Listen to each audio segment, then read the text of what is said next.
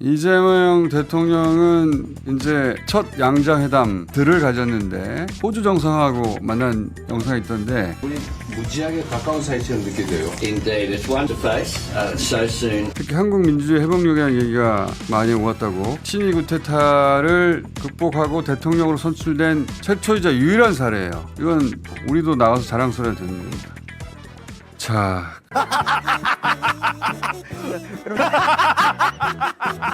부산시 사상구 지역구 의원인데 김대식 의원이 김건희 씨 편을 들면서 이렇게 말을 했거든요. 한때는 국무였잖아요. 예. 얼마나 스트레스를 받겠습니까? 김건희 씨 스트레스 받겠지. 근데 김건희 씨 스트레스라고 시민들 스트레스보다 더 귀해요? 그럴 리가 있나. 내란 이후에 6개월만 따져도 얼마나 많은 사람들이 극심한 스트레스를 겪었는데 본인은 정치 저관여층이라고 했는데 그 6개월 사이에 스트레스 안 받았습니까? 무척 많이 받았습니다. 그러니까 온 국민이 다 받았다고. 코로나 때보다 자영업자가 더 어렵다고 할 지경으로 집단적으로 스트레스를 받았는데 거기다 대고 대통령 부인이 얼마나 스트레스 받았겠냐. 이게 국회의원 입에서 나오나? 계엄은 자기들이 해놓고 그 결과로 자기들이 받는 스트레스 얘기를 왜 해. 그리고 국민의힘이 제대로 된 보수가 아니라는 게 이런 인식에서 드러나는 거예요. 김건희 씨가 왜 국모야? 김건희 씨가 내 엄마야? 윤석열이 왕이야? 왕의 부인이나 엄마가 공무원인 거지. 그냥 선출직 공무원의 민간인 부인이에요. 저는 2022년 대선 당시부터 김건희 씨가 자기는 당선되더라도 영부인이라고 불리지 원치 않는다고 그랬거든. 영부인이라고 부르지 말라고. 그래서 대통령 부인 김건희 씨라고 처음부터 지금까지 부르고 있는데 영부인이라고 불러달라고 그랬으면 난 불렀을 거예요. 근데 국모는 내가 도저히 못 부르지. 국무라니. 이런 인식은 민주당에서는 안 나와요. 꼭 국민의힘 의원들이 이런 얘기 하거든요. 그 김건희 씨가 캄보디아 가가지고 심장병 어린이 안고 사진 찍은 거 빈곤 포로라고 했는데 정치 저관여층한테는 이런 사진이 어떻게 보입니까? 정치에 꼭 아이까지 동원을 해야 하나? 이런 그렇지. 생각. 아이까지 동원을 해야 되나? 쇼라는 생각이 드는 거잖아요. 보자마자. 네. 근데 국민의힘 김영식 의원이 그런 비판에 대해서 뭐라고 했냐면 그래도 대한민국이 국모입니다. 국무원을 무슨 국무에 남편이 검찰총장이라서 남편이 대통령이라서 당연히 수사받고 처벌받았어야 하는 혐의들을 이제야 지금 수사하려고 하는 건데 그렇게 온갖 비리 의혹이 있는 민간인일 뿐이에요. 국무원을 무슨. 그리고 어제 SBS 단독으로 도이치모터스 건 관련해서 녹음 파일 수백 개 확보됐다는 보도 있었죠. 네, 그렇습니다. 검찰이 주가 조작을 인지하는 것으로 보이는 도이치 모터스 관련 추가 녹음 파일 수백 개를 확보했다고 어제 SBS가 보도했습니다.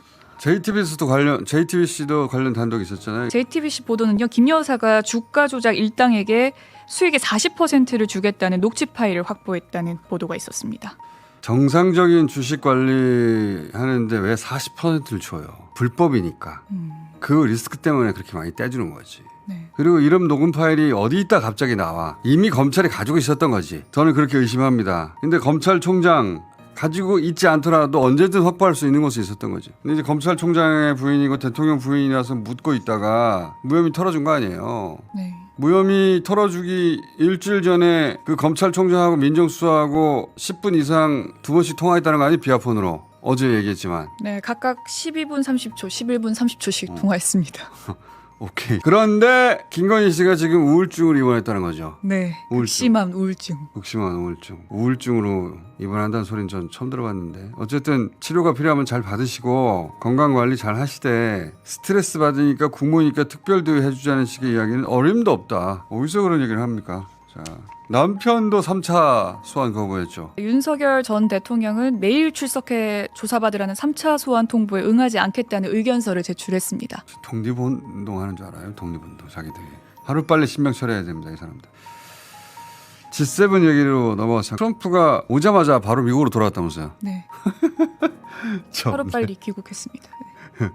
그 이유를 이스라엘 이란 문제 때문이라고들 보도를 했는데 그런 기사가 많이 떴어요. 중동 때문이다. 근데 트럼프는 그게 아니고 더 큰 문제가 있다. 자기 트위터로 그렇게 얘기를 했거든요. 근데 트럼프는 G7 같은 다자회담 싫어한다고 여러 번 얘기했었어요. 오자마자 돌아갔단 말이죠. 오자마자. 그럼 뭐하러 왔어?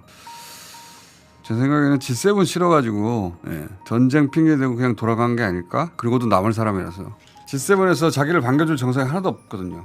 어쨌든 그러거나 말거나 이재명 대통령은 이제 첫 양자회담들을 가졌는데 호주 정상하고 만난 영상이 있던데 별 내용은 없어요. 별 내용은 없는데 첫 영상이니까. 우리 무지하게 가까운 사이처럼 느껴져요. Indeed, it's wonderful to meet with you face to face so soon after your election and very soon after our phone call last week. Then we have built a very important economic 별 relationship, 내용 아니잖아. a relationship of further defence cooperation and a relationship between our people. We look forward to participating when you host the APEC meeting later this year. 며칠 전에 제가 통화를 했었는데 그때 목소리 들은 것보다 훨씬 더 젊고 미남이십니다. And good looking I imagine through your voice through phone call. You are very kind. 친절하십니다. 말씀하신 것처럼 호주는 대한민국 한국 전쟁 당시에 아주 많은 수의 파병이 있었고 어쨌든 그 공헌으로 대한민국이라고 하는 나라가 살아남아서 오늘날 이렇게 한 자리에 그런 걸 보면 호주와 한국은 엄청나게 가까운 특별한 관계인데 우리 총리님 만난 걸 계기로 해서 한국과 호주 관계가 지금보다는 훨씬 더 협력적인 관계로 미래지향적 관계로 발전하게. 자, 원래 정상들 잠깐 만나면 저렇게 의례적인 외교적인 하나만한 얘기합니다. 그러면서 안면 트는 거예요. 그렇죠. 예, 저는 카메라 앞이니까 저렇게 하는 거고. 근데 윤석열은 저거 보면서 무슨 생각이 났냐면 저는 간단한 인사말 할 때도 들고 간 종이만 읽었어요. 이게 남아공 대통령 만날 때 비교하면 금방 드러나는데 이재명 대통령은 저렇게 그냥 얼굴을 보면서 대화하잖아요. 네. 저게 당연한 건데 그 정상끼리 만난 게 아니라 그냥 자연인들끼리 만나도 저렇게 하는 게 당연한 건데 윤석열은 양자회담을 하면 꼭 종이를 들고 와서 그것만 봤단 말이야. 아, 내 진짜 그거 볼 때마다 얼굴이 화끈거려가지고 남아공 대통령을 만났을 때만 저렇게 하는 게 아니라 모든 정상을 만났을 때 자기가 들고 간 종이만 읽어요. 아, 그게 외워지지가 않나 봐. 그 간단한 인사말이. 그러면 이거 봤다가 사람 얼굴이라도 봐야 되잖아. 그러니까요. 저 종이를 계속 봐요. 야, 진짜. 근데 이제 풀 영상 보다 보니까 저는 가치관 통역이 이재명 대통령의 헌법에 맞춰서 조금 더 헌법에 맞는 통역을 해줄 필요가 있겠다 싶긴 했어요. 예. 윤석열의 헌법 자체가 없었거든. 맨날 써 있는 거 그대로 읽었기 때문에. 하여튼 관계자들 잘 알아서 리뷰해 보시고 제가 풀 영상 보다가 느낀 점입니다. 이재명 대통령만의 아이스 브레이킹 화법이 있거든요. 스몰 토크. 그게 전혀 전달이 안 되더라고.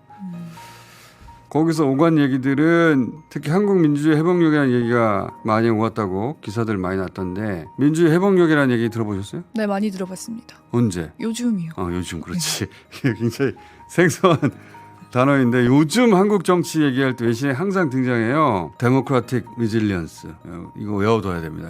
이건 우리끼리 자화자찬하는 게 아니고 계엄 터지고 나서 외신 첫 반응이 뭐였냐면 한국 같은 선진 민주주의 국가에서 계엄이라니 했다가 몇 시간 만에 계엄 해제되고 윤석열 탄핵되고 그리고 6개월 만에 이재명 대통령이 탄생하는 과정을 어떤 관점에서 보도했냐면 한국의 민주주의 회복력이라는 단어로 설명을 했어요. 왜냐하면 제3세계뿐만 아니라 유럽도 과거에 이미 나치나 파시즘에 먹힌 역사가 있고 현재도 프랑스처럼 극우의 단호한 나라까지도 지금 극우 정당 국민전선이 네. 지지를 1위 하고 있단 말이지. 그리고 북유럽도 마찬가지고 복지국가라고 하는. 언제 극우 정권이 탄생해서 극우 정치가 서구 사회를 지배해도 이상하지 않을 정도의 상황이고 거기에 대한 공포가 있어요. 네. 서구 사회도. 미국은 뭐 트럼프 그렇게 1차 때 난리 났었는데 또 한 번 뽑았잖아. 리질리언스가 아니라 또 뽑았어. 네. 이미 그런 트럼프 정치가 펼쳐지고 있고. 근데 한국이 그런 극우의 가장 극단적인 바로 계엄을 어떻게 폭력 사태가 아니라 헌법에 따라서 평화적으로 민주적으로 질서 있게 극복했는지 실시간으로 전 세계 언론이 지켜봤기 때문에 그리고 그렇게 탄생한 대통령이니까 만나고 싶은 거죠. 예. 이게 전 세계에 생중계됐던 친위 구테타를 극복하고 대통령으로 선출된 최초이자 유일한 사례예요. 이건 당연히 저런 얘기가 나온 거고 우리도 나가서 자랑스러워야 되는 겁니다. 자,